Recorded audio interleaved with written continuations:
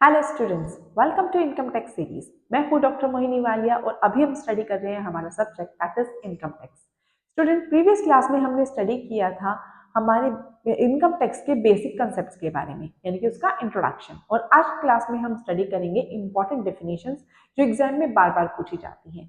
तो स्टूडेंट्स, अगर आप इनकम टैक्स का बेस स्ट्रॉन्ग बनाना चाहते हैं तो आज की क्लास मिस मत कीजिएगा। तो लेट्स स्टार्ट। तो स्टूडेंट्स, आज हम देखते हैं हमारी इनकम टैक्स की जो इंपॉर्टेंट डेफिनेशंस हैं उन सबको हम यहाँ पर स्टडी करेंगे। इंपॉर्टेंट डेफिनेशंस मतलब क्या हो गया कि कौन कौन से हमारे कंसेप्ट हैं जो इनकम टैक्स में रिपीटेशन के साथ पूछे जाते हैं और जिन टर्म्स को बार बार उसमें यूज किया जाता है उनके बारे में आज हम थोड़ा सा समझेंगे कि वो एक्चुअली होती क्या है। जैसे हम बात करें सबसे पहले हमारी इनकम। अब इनकम है इनकम टैक्स, तो इनकम पे ही लगाया जा रहा है। तो इनकम पे जब हम टैक्स लगा रहे हैं तो उससे पहले हमें ये पता होना चाहिए कि इनकम एक्चुअली होती क्या है। हम देखेंगे कि इनकम को हमारे कानून यानी कि टैक्स में किस तरीके से इलेबोरेट किया गया है, किन किन टर्म्स को उसमें बताया गया है, वो सब कुछ अब हम इसमें देखते हैं। तो सबसे पहला क्या कहता है, according to section 224 of the income tax act 1961। Students, सबसे पहली चीज आपको ये जरूर याद रखना होगा कि हमारी जो इनकम टैक्स एक्ट है वो कौन सा है। उसका नाम क्या है, 1961। Don't forget it. ठीक है, कभी भी कोई भी डेफिनेशन अगर आपसे एग्जाम में पूछे जाए तो ये तो आपको लिखना ही होता है सेक्शन, और ये आपका जिस एक्ट के अंडर वो सेक्शन आ रहा है, this is the very important. ठीक है, इसको तो कभी मत भूलिएगा। और इन चीजों को तो बस ये समझ लीजिए कि इसका तो आपको एक गांठ मार के अपने पास रख लीजिए, क्योंकि ये वाली चीज तो बहुत ही इंपॉर्टेंट है और हर जगह में पूछी जाएगी। ठीक है, the term income has a very broad and inclusive definition. Broad मतलब इनकम टैक्स को बहुत ही खोलकर बताया गया है, बहुत ही स्पष्ट शब्दों में समझाया गया है। Meaning is not limited to just money received.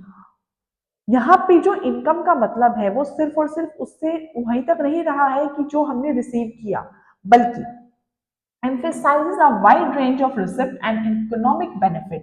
उनसे भी है जो हमने रिसीव किया है, एज अ गिफ्ट हो गया या फिर एज अ हमने कॉम्पेंसेशन कहीं से मिल गया है, वट एवर इट इज, या फिर अगर हमें कहीं से कोई इकोनॉमिक बेनिफिट हुआ है। इकोनॉमिक का मतलब क्या होता है, इन मनी। अगर हमें कोई रिसीव हुआ है या कोई बेनिफिट हुआ है तो वो सब भी हमारे इसमें इंक्लूड किए जाते हैं।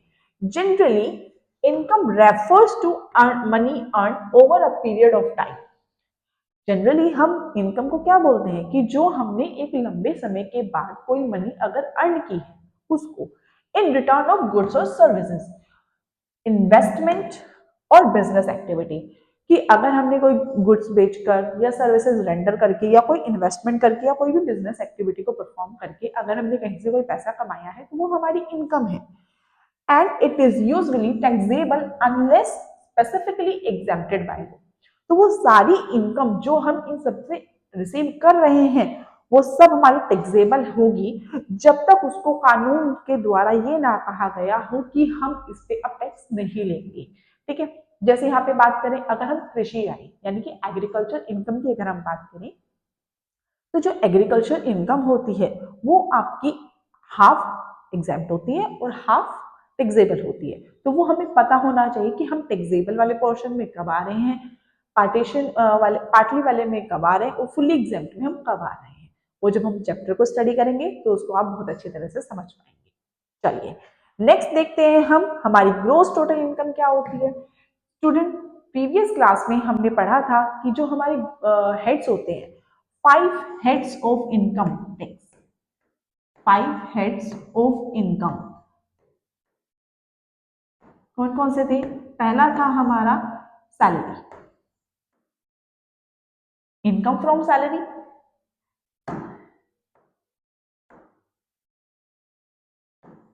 सेकंड हो गया आपका हाउस प्रॉपर्टी।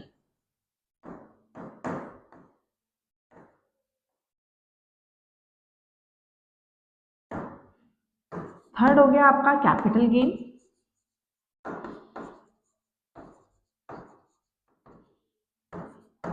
फोर्थ हो गया यहाँ पे आपका प्रॉफिट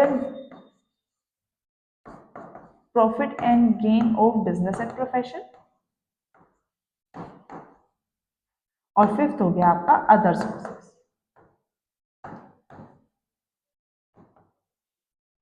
ये लिखे हुए हैं हमारे सारे, income from salaries, income from house property, profit and gains from business and profession, income from capital gain and income from other sources.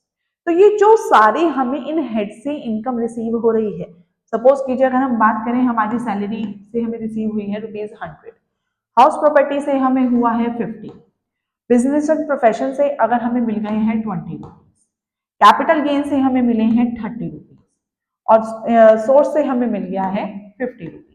तो टोटल हमारी ग्रोस टोटल इनकम कितनी हो गई? 250। ये क्या हो गया हमारा?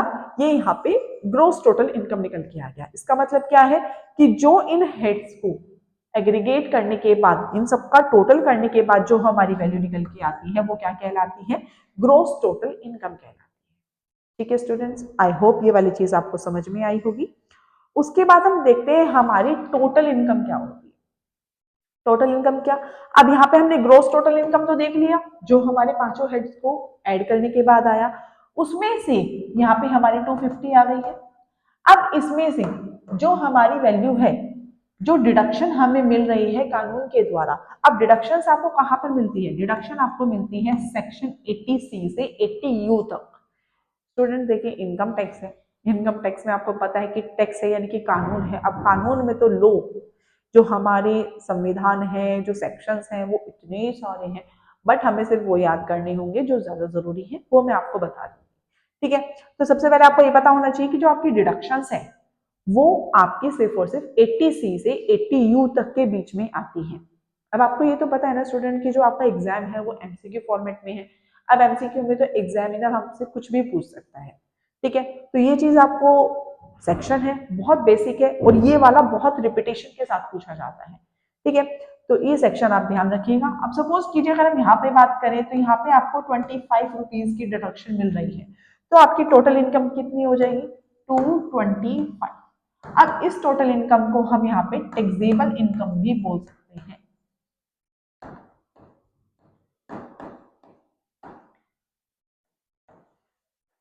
ये जो आपका है यहाँ पर, ये हमारा टोटल इनकम तो है ही, साथ में ये हमारा टैक्सेबल इनकम भी कहलाता है। ठीक है, this is the another name. चलिए अब देखते हैं हमारा difference between gross total income and total income. Gross total income और टोटल इनकम में डिफरेंस क्या है? सबसे पहली चीज, ये एग्रीगेशन होता है हमारे वेरियस हेड्स ऑफ इनकम, उसी को हम क्या बोलते हैं? ग्रोस टोटल इनकम बोलते हैं। बल्कि टोटल इनकम क्या होता है कि आफ्टर डिडक्शन होता है। ठीक है, तो जो बैलेंस बचता है वो हमारा टोटल इनकम कहलाता है after deductions under section 80C to 80U।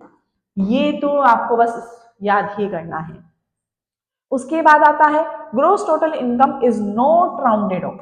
Gross total income, अब राउंडेड ऑफ का मतलब क्या करें? अगर हम यहाँ पे कह रहे हैं कि 1,94,597.4648 कह दो, ये तो ये आपकी ग्रोस टोटल इनकम है। ठीक है, और यहीं पे अगर हम इसको बताएं टोटल इनकम में, तो ये टोटल इनकम में कितनी हो जाएगी? अब हम इसको राउंड ऑफ कर देंगे, यानी कि ये वैल्यू हो जाएगी 1,94,600, क्योंकि हम यहाँ पे जो राउंड ऑफ करते हैं वो हम टेंस वैल्यू पे करते हैं। अब यहाँ पे टेंस वैल्यू का आपको पता होगा कि जो हमारी 10 वैल्यू है उससे नेक्स्ट अगर ये आपकी मोर देन 5 होती है, यानी कि अगर ये वैल्यू आपकी +5 है, तो हम क्या करते हैं? यहाँ पर +1 कर देते हैं। पता है ना, एग्जाम में मतलब स्कूल में पढ़ा होगा कभी, जब राउंडिंग ऑफ करवाना सिखाते थे, तो यहाँ पे जब हमने +1 किया तो ये एडिशन इधर 1 हो गया, तो वैल्यू क्या कितनी हो गई? 1,94,600। ये हमारा टोटल इनकम कहलाएगा। Total income is rounded off to the nearest multiple of 10 rupee. ठीक है, 10 रुपी का मतलब क्या है? इस वाली डिजिट पर आकर हम इसको राउंड ऑफ कर दें। ठीक है, तो जो ग्रोस टोटल इनकम होती है वो राउंडेड ऑफ नहीं होती है, और जो टोटल इनकम होती है उसको हम राउंड ऑफ कर देते हैं to the multiple of 10 rupee. ठीक है, चलिए नेक्स्ट देखते हैं। Tax is not levied on gross total income. जो हमारा टैक्स होता है वो कभी भी ग्रोस टोटल इनकम पे नहीं लगता, बल्कि किस पे लगता है? हमारा जो टोटल इनकम होता है, इसीलिए तो हम टोटल इनकम को टैक्सेबल इनकम भी बोलते हैं। उसके बाद आता है gross total income can not be less than total income. Gross total income कभी भी उससे कम मतलब कम नहीं होती। क्यों क्यों कम नहीं होती? अब ये वाली चीज है, ये हमारी टोटल इनकम से कभी भी कम नहीं हो सकती। क्यों नहीं हो सकती? क्योंकि डिडक्शन मिल रही है। अब इसमें से आपको डिडक्शन होगी। यहाँ पे हमने बात करी, पहले हमारा 250 आया, ठीक है। अब 250 में से हमने यहाँ पे 25 की हमें डिडक्शन मिल गई, तो हमारी टैक्सेबल इनकम कितनी हो गई? 225 हो गई। तो सिंपल सी बात है, जो हमारा 250 है वो ज्यादा ही होगा 225 से। यानी कि हम यहाँ पे बात करें तो जो हमारा ग्रोस टोटल इनकम है वो ज्यादा है टोटल इनकम से, ठीक है। तो इसका मतलब क्या है कि ग्रोस टोटल इनकम कभी भी उससे कम नहीं हो सकती। इक्वल तो हो सकती है लेकिन कम नहीं हो सकती, ठीक है। यहाँ पर क्या कहता है? Total income can be equal to gross total income और less than gross total income. जो हमारा टोटल इनकम है वो उससे कम हो सकता है या फिर उसके बराबर हो सकता है, ठीक है। नेक्स्ट बोलते हैं agriculture income is not included in gross total income. मैंने आपको भी बताया ग्रोस टोटल इनकम की हम जब बात कर रहे थे तो उसमें सिर्फ हमारे 5 हेड आ रहे थे, उसमें हमने एग्रीकल्चर इनकम को इंक्लूड नहीं किया था, ठीक है। बट हम बात करें जब ग्रोस टोटल इनकम की, सॉरी टोटल इनकम की, तो वहां पे हम एग्रीकल्चर इनकम को इंक्लूड करते हैं, लेकिन उसमें एक हद तक हम एग्जेम्पशन भी रखते हैं। इफ एग्रीकल्चर इनकम एक्सीड्स ₹5,000, अगर हमारी एग्रीकल्चर इनकम 5,000 रुपए से ज्यादा हो रही है, कौन से वाली? टैक्सेबल वाली, it is included in the total income of an individual और HUF to determine the tax payable by the assessee. तो ये हमारा क्या होता है, जो हमारी टैक्सेबल इनकम होती है उसमें हम फिर एग्रीकल्चर इनकम को इंक्लूड कर देते हैं, ठीक है। बट हम बात करें ग्रोस टोटल इनकम की, तो ग्रोस टोटल इनकम में हम कभी भी एग्रीकल्चर इनकम को इंक्लूड नहीं करते हैं। चलिए नेक्स्ट देखते हैं, who is an SSC. Most important question, exam में आने के बहुत ज्यादा चांसेस है, एसएससी बहुत पूछा जाता है, ठीक है। तो एसएससी कौन हो गया? एसएससी वो व्यक्ति है जिस पर टैक्स लगाया जा रहा है, जिसके ऊपर बर्डन डाला जा रहा है टैक्स का। Any individual or entity become an SSC if they fall into any of these categories। इसकी कुछ कैटेगरीज है। सबसे पहले क्या है? टैक्स लायबिलिटी, ठीक है। टैक्स लायबिलिटी का मतलब क्या हो गया? जिसके ऊपर लायबल हो गया है tax, who is liable to pay tax. Anyone who is liable to pay tax on their own income. अब मेरी इनकम है, मैंने ही टैक्स पे करना है, मेरे ऊपर ही लायबल हो गया, तो आई एम एन एसएससी, ठीक है। बात कर रहे हैं other dues. anyone liable to pay any other sum which includes penalty, fines or interest। Activa थी, मेरे नाम पर है, पर मेरा भाई लेके चला गया, फाइन लग गया, पेनल्टी लग गई, उस पर टैक्स कौन पे करेगा? वो थोड़ी ना पे करेगा, मैं ही तो पे करूंगी। तो वो क्या हो गया? ये अदर ड्यूज हो गए। एनीवन लायबल टू पे एनी अदर सम, मेरे से अलग कोई सम था लेकिन उस पर मैं ही लायबल हूँ टैक्स पे करने के लिए, तो ये क्या हो गया? This is other dues. चाहे हम पेनल्टी ले लें उसमें, चाहे कोई फाइन ले लें या फिर कोई इंटरेस्ट ले लें। नेक्स्ट हम बात कर रहे हैं हमारे assessment proceeding. Any person against whom proceeding has been started for, ठीक है। अब कोई व्यक्ति है जिसके खिलाफ कोई प्रोसीडिंग हो गई है स्टार्ट, उस पर अगर उसको कोई पे करना पड़ रहा है तो वो भी हमारा क्या होगा? एसएससी होगा। कौन सी? असेसिंग देयर और इनकम और लॉस। अगर मेरी कोई इनकम हुई है, मैंने उसको छुपा लिया था, या फिर वो कोई मेरा नुकसान हुआ था उसको मैंने किया, मतलब किसी भी तरीके से अगर मेरे ऊपर कोई भी असेसमेंट किया जा रहा है, यानी कि मेरे ऊपर कोई भी कार्यवाही हो रही है मेरी इनकम से रिलेटेड, तो वो क्या हो गया? वो मेरा असेसमेंट प्रोसीडिंग हो गया, ठीक है। नेक्स्ट हम बात कर रहे हैं assessing the income or loss of another person for whom they are responsible. यहां पर क्या है? इनकम और लॉस किसी और का जिसके लिए मैं रिस्पॉन्सिबल हूं। सपोज कीजिए मेरा बच्चा है, मेरा बेटा है जो कि एक माइनर स्टेज में है, बिलो 18 ईयर्स है। अब उसको कोई इनकम अर्न हुई है या वो अपने स्कूल की तरफ से कहीं पर गया, तो उसकी टैक्स कौन पे करेगा? मैं पे करूंगी या फिर मेरे हस्बैंड पे करेंगे, ठीक है। क्यों? क्योंकि उसकी अर्निंग हमसे अभी इंक्लूडेड है, अभी वो आईटीआर फिल नहीं करता, अभी वो टैक्स रिटर्न फाइल नहीं करता। कौन फाइल करता है? हम फाइल करते हैं। तो इसलिए हम कौन हो गए उसके? Assessing the income or loss of another person for whom they are responsible, क्योंकि हम उसकी इनकम जनरेशन के और उसके लॉस बियर के हम ही उसके लिए रिस्पॉन्सिबल हैं। नेक्स्ट हम बात कर रहे हैं determining the amount of tax refund due to them or another person. अगर किसी के भी द्वारा हमें टैक्स रिफंड करना पड़ रहा है या फिर किसी और को, अनदर पर्सन को, या तो हमें किसी और का या फिर किसी अनदर पर्सन का जो हम पर ड्यू हुआ है, हमें उसका अगर टैक्स पे करना पड़ रहा है तो वो भी है। सपोज कीजिए अगर मैंने कोई टैक्स, इनकम टैक्स पे किया प्रीवियस ईयर में और वो ज्यादा पे हो गया, मतलब बात करें अगर यहाँ पे तो 2 लाख रुपए का मैंने टैक्स पे किया था, बट बाद में पता चला कि मेरे को तो एक्चुअली पे करना था 1,50,000। तो यहाँ पे ज्यादा कितना हो गया, यहाँ पे ज्यादा हमारा 50,000 हो गया, 50,000 हमारा ज्यादा हो गया। तो 50,000 ज्यादा होने का मतलब क्या है, ये अब हमें टैक्स रिफंड कर दिया जाएगा, या तो ये हमें रिफंड हो जाएगा, कैशबैक हो जाएगा, या फिर ये हमारा आने वाले सालों में हमारा वहां पे डिडक्शन हो जाएगा कि प्रीवियस ईयर में हमने एक्सेस में टैक्स पे कर दिया था, तो इस साल हमें उसकी क्या हो जाएगी, डिडक्शन मिल जाएगी। चलिए नेक्स्ट देखते हैं हमारी कैटेगरीज ऑफ एसएससी। अब कैटेगरीज क्या हो गई, ऐसा तो नहीं है एक ही तरीके का एसएससी होता है, एसएससी बहुत तरीके के होते हैं। तो सबसे पहले हम बात कर रहे हैं नॉर्मल एसएससी। नॉर्मल एसएससी क्या हो गया, a person liable to pay tax on their own income. मेरी इनकम थी, मैंने उस पर टैक्स पे किया, तो I am a normal SSC. इसका एग्जाम्पल की बात करें तो एक सैलरीड पर्सन हो गया या फिर कोई बिजनेस ओनर हो गया, उसने कमाया, उसने टैक्स पे कर दिया। बात हम कर रहे हैं रिप्रेजेंटेटिव एसएससी। रिप्रेजेंटेटिव एसएससी क्या हो गया, person liable for the income of another person. कोई और व्यक्ति है जिसके नाम पे, जिसकी इनकम पे टैक्स पे करने के लिए वो लायबल है। जैसे a guardian of a minor और an agent of a non resident. Guardian of a minor क्या हो गया, जैसे मैंने आपको एग्जांपल दिया कि मेरा छोटा बच्चा है, मैं उसकी गार्डियन हो गई, तो उसका टैक्स कौन पे करेगा, मैं पे करूंगी, तो I am his representative SSC. यहीं पे अगर हम बात करें तो कोई एक, मेरा ये समझ लीजिए मेरे फादर इन लॉ हैं जिन्होंने यहाँ पे प्रॉपर्टी ली थी, लेकिन अब वो फॉरेन में जाके शिफ्ट हो चुके हैं। ठीक है, अब प्रॉपर्टी उन्हीं के नाम पे है लेकिन उसको यूज मैं कर रही हूँ। ठीक है, तो उस पर जो टैक्स आ रहा है, तो I am who is responsible to pay tax on that, तो I am a representative SSC.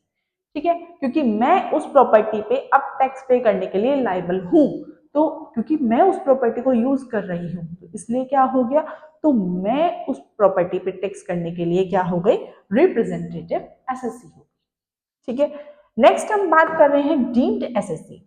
Deemed SSC क्या हो गया हमारा, a person who is legally treated as an assessee due to a specific legal obligation. किसी भी तरीके से अगर मुझे लीगली बाउंड किया जा रहा है कि नहीं आपको ही टैक्स पे करना है, तो मैं क्या कहलाऊंगी, डीम्ड एसएससी कहलाऊंगी। जैसे इसको एक एग्जांपल से समझते हैं, the legal heir of a deceased person और the trustee of a trust. ठीक है, आप जैसे हम यहाँ पे बात करें कि मेरे हस्बैंड जो है इनकम वो ही अर्न करते हैं, लेकिन अब वो इस कंडीशन में नहीं है क्योंकि उनकी हेल्थ प्रॉब्लम हो गई या किसी भी तरीके से वो उस कंडीशन में नहीं है कि वो टैक्स पे कर सके, तो मेरे ऊपर क्या हो गया, कानूनी रूप से मुझे एक बाउंड कर दिया गया है कि मुझे टैक्स पे करना ही करना है, चाहे मुझे उनका लॉस हो रहा है, चाहे उनके ऊपर इनकम हो रही है, चाहे उनकी वेल्थ टैक्स है, चाहे उनकी आपकी इनकम टैक्स है, चाहे कुछ भी है, मुझे उस पर टैक्स पे करना होगा। यहाँ पे मेरी इच्छा हो चाहे ना हो, मुझे करना ही करना है। तो यहाँ पे क्या हुआ, आई am a deemed SSC. Deemed SSC में क्या होता है, आपका ये लीगल वर्ड का बहुत ज्यादा महत्व होता है।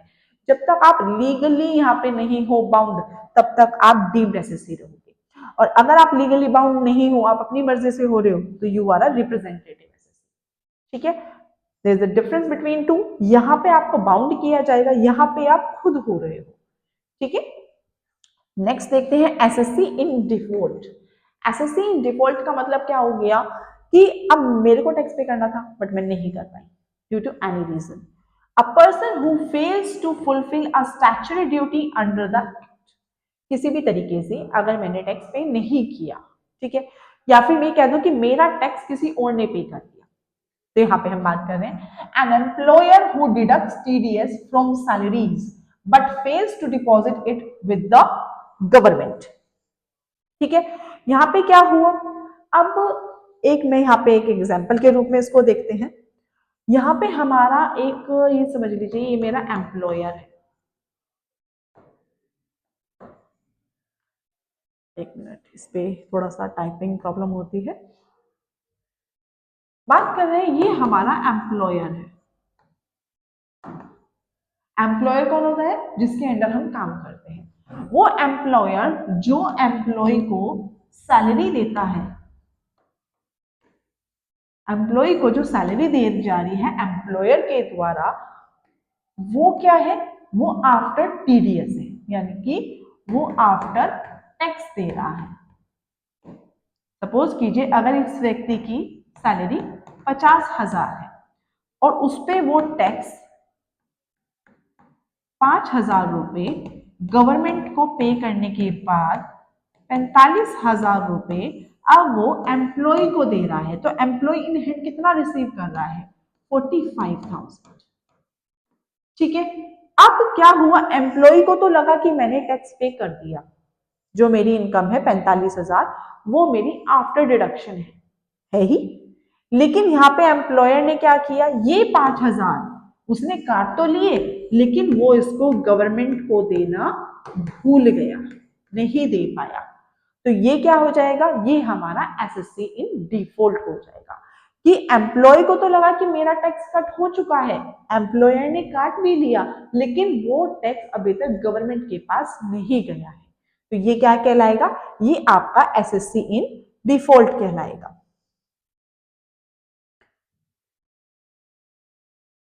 I hope this is clear for you. Next हम देखते हैं आपका असेसमेंट ईयर। असेसमेंट ईयर और प्रीवियस ईयर स्टूडेंट्स एग्जाम में इतनी बार पूछा जाएगा, आपसे किसी भी तरीके से क्वेश्चन पूछा जा सकता है, ऐसे भी वैसे भी बहुत बार घुमा के, लेकिन ये क्वेश्चन जरूर आएगा। मतलब ये समझ लीजिए कि 90% आपको ये एग्जाम में क्वेश्चन मिलेगा ही मिलेगा, दिस इज माय गारंटी। ठीक है, तो देखते हैं असेसमेंट ईयर आपका क्या होता है। Assessment year means the period of 12 months commencing on the first date of April every year and ending on 31st March of the next year। ये हमारा क्या फाइनेंशियल ईयर आपको पता ही है, फाइनेंशियल ईयर हमारा कब से स्टार्ट होता है? 1 अप्रैल से 31 मार्च तक का हमारा टाइम पीरियड होता है। इसको मैं सही से समझाऊंगी आपको प्रॉपर, अभी इसको सिर्फ देख लेते हैं। And assessee is liable to pay tax on the income of the previous year during the following financial year. अब स्टूडेंट इसको मैं आपको सही से एक एग्जाम्पल के थ्रू समझते हैं।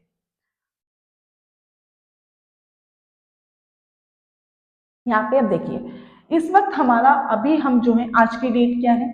आज हम बात करें तो आज अभी हमारी जो डेट चल रही है वो February 2026 चल रही है। ठीक है, आज की जो हम डेट मान रहे हैं वो क्या है? February 2026। तो हमें ये देखना है कि वो हमारा अब किस वाले ईयर में, यानी कि फाइनेंशियल ईयर, अभी हम यहाँ पे क्या देख रहे हैं? फाइनेंशियल ईयर देख रहे हैं। तो फाइनेंशियल ईयर अभी कौन से वाला, किस में लाई करेगा? ये 1 अप्रैल, फाइनेंशियल ईयर आपको पता ही कब से स्टार्ट होता है? 1 अप्रैल से 31 मार्च तक ये हमारा चलता है। ठीक है, अब 1 अप्रैल अब ये वाली जो डेट है ये किसके अंदर आएगी?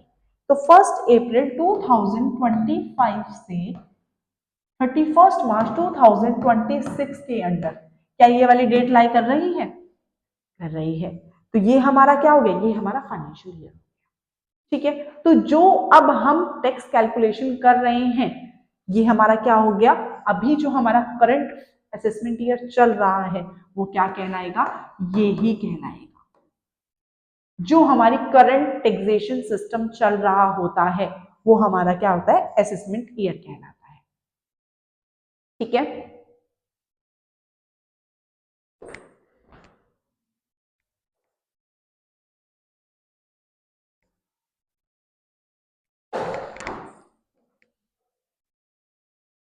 ठीक है, अब देखते हैं हम यहाँ पर 1 अप्रैल 2025 से 31 मार्च 2026 तक जो हमारा ईयर हुआ ये हमारा असेसमेंट ईयर कहलाया। अब इससे जो प्रीवियस ईयर होगा, ठीक है, इसका प्रीवियस ईयर क्या होगा? 1 अप्रैल 2024 से 31 मार्च 2025, ये क्या कहलाएगा आपका? ये कहलाएगा आपका प्रीवियस ईयर। क्या कहलाएगा? Previous year. अब इस बात को बहुत ध्यान से समझिएगा, ये जो आपका असेसमेंट ईयर है इसमें तो हम क्या करेंगे, टैक्स पे करेंगे। ठीक है, जो पेमेंट की जाएगी वो हमारी असेसमेंट ईयर में की जाएगी, जो कैलकुलेशन होगी प्लस कैलकुलेशन वो किस में होगी, असेसमेंट ईयर में होगी। लेकिन जो इनकम अर्न होगी वो किस में अर्न होगी, वो होगी हमारी प्रीवियस ईयर। बात समझ में आई? इसका मतलब क्या है कि प्रीवियस ईयर में यानी कि इस ड्यूरेशन में जो आपने इनकम अर्न करी उस पर हम टैक्स पे करते हैं असेसमेंट ईयर में। ये वाली चीज समझ में आ गई? देखिए स्टूडेंट, इस बात को बहुत ध्यान से समझिएगा कि जो ईयर हमारा प्रीवियस ईयर होता है उस पूरे 12 महीनों में हम अपनी इनकम को अर्न करते हैं और उस इनकम पे जो टैक्स पे किया जाता है वो अगले साल के 12 महीनों में करते हैं। उसकी जो कैलकुलेशन होती है वो हमारी सारी असेसमेंट ईयर में होती है। ठीक है, ये वाली चीज क्लियर हुई? चलिए अब इसको हम डेफिनेशन के साथ समझते हैं। तो यहाँ पे क्या हो गया, assessment year means the period of 12 month commencing on the first date of April every year and ending on 31st March of the next year। पढ़ ही लिया हमने ये वाली चीज। And assessee is liable to pay tax, देखिए मैं आपको बताया था ना अभी, pay tax on the income of the previous year during the following financial year, that is assessment year. जो हमने प्रीवियस ईयर में इनकम अर्न की उस पे हम टैक्स पे कब करते हैं, असेसमेंट ईयर। क्लियर हो गई? ये वाली डेफिनेशन समझ में आ गई? नेक्स्ट हम देखते हैं हमारी जो डेफिनेशन है that is previous year. Previous year क्या हो गई, the year in which income is earn, जिस साल में हमारी इनकम को अर्न किया जाता है is known as previous year. And the next year in which this income is taxable, और अगले साल जिस साल में हम उस पे इनकम को टैक्स को पे करते हैं वो कहलाता है आपका असेसमेंट ईयर। ठीक है students, I hope this is clear. चलिए नेक्स्ट देखते हैं इन दोनों के बीच का difference between previous year and assessment year. आज का ये हमारा लास्ट टॉपिक होगा स्टूडेंट, जो हमारी डेफिनेशन है बहुत ही ज्यादा इंपॉर्टेंट है, इनको बहुत ध्यान से समझिएगा। एग्जाम में आने के बहुत ज्यादा चांसेस होते हैं, मैंने जो एक्स्ट्रा है उनको इंक्लूड नहीं किया है, जो हमारे एग्जाम में बार बार रिपीटेशन के साथ पूछे जाते हैं सिर्फ और सिर्फ उन्हीं डेफिनेशंस को मैंने यहाँ पे इंक्लूड किया है, और साथ साथ जो सेक्शंस आपके इंपॉर्टेंट हैं सिर्फ उन सेक्शंस पे फोकस किया है, जो आपका वेस्ट है या वेस्ट नहीं बोल सकते या फिर ये कह सकते हैं जिनको बार बार नहीं पूछा जाता एग्जाम में, उन पर हमने ज्यादा फोकस नहीं किया है। ठीक है, उनको मैं आपको छोटा सा एक और क्लास लगा के उनको भी समझा दूंगी, लेकिन this is the very very very most important class for you student, तो प्लीज आज की क्लास को बिल्कुल मिस मत करिएगा। चलिए देखते हैं आज का हमारा लास्ट टॉपिक क्या कहता है, difference between previous year and assessment year. तो प्रीवियस ईयर क्या हो गया, previous year means the financial year immediately preceding the assessment year. तो फाइनेंशियल ईयर क्या हो गया आपका, प्रीवियस ईयर हो गया जो आपका असेसमेंट ईयर से बिल्कुल पिछले वाला। ऐसा नहीं कि 1-2 साल बीच में गैप होना, no, there is no gap between these. ठीक है, तो असेसमेंट ईयर से जो बिल्कुल पहले वाला आपका हो गया ईयर वो कहलाएगा आपका प्रीवियस ईयर। ठीक है, assessment year means the period of 12 month commencing on the first date of April every year and ending on 31st March of next year। ठीक है, ये इसकी डेफिनेशन हो गई। नेक्स्ट हम देखते हैं प्रीवियस ईयर में B less then 12 month in case of newly setup business और प्रोफेशन। ये वाली चीज देखिए, अब यहाँ पे हमने बात करी प्रीवियस ईयर की, तो देखते हैं इसको फिर से वापस चलते हैं हम अपनी पहले वाली स्लाइड पर। अब यहाँ पे हमने देखा कि इस दौरान हमने इनकम अर्न करी है। ठीक है, सपोज कीजिए मैंने प्लांट ही आपका 31 दिसंबर को लगाया, 31 दिसंबर 2024 में मैंने अपना प्लांट सेटअप किया, तो मेरा जो प्रीवियस ईयर हो गया वो कितने टाइम का हो गया, 3 मंथ का हो गया ना, हो गया ना। तो it can be less then 12 month और इक्वल टू 12 मंथ, बट जो असेसमेंट ईयर है वो पूरा 12 महीने का होगा। ठीक है, उसमें आप कोई कमी नहीं कर सकते। So assessment year will always be for a period of 12 months, but it can be less than 12 months in case of newly set up business or profession. अगर कोई newly set up है या फिर कोई नया बिजनेस आपने start किया है तो उस केस में आपका ये जो टाइम पीरियड है ये लेस देन 12 मंथ हो सकता है. The year in which income is earned is known as previous year, and the next year in which previous year income become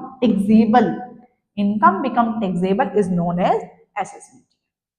I hope students आपको आज की क्लास पसंद आई हो. If you like our class, then please do like, share and subscribe our channel.